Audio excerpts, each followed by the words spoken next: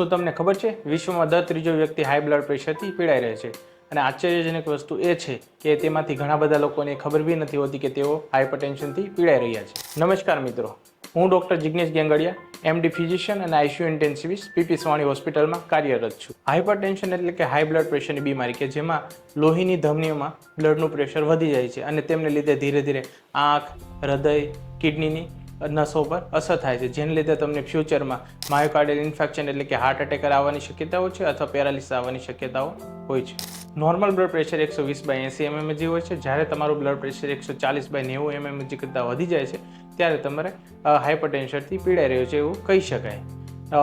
હાઇપરટેન્શનના લક્ષણો જેવા કે માથાનો દુખાવો, ગભરામણ થવી, પરસેવો છૂટી જવો, ચક્કર આવવા, આ બધા લક્ષણો હોઈ શકે છે. અને ઘણીવાર એવું બી હોઈ શકે છે કે આમાંથી ઉપર જણાવેલા કોઈ પણ કારણો હોઈ બી ના શકે. હવે હાઇપરટેન્શન થવાના મુખ્ય કારણો શું છે?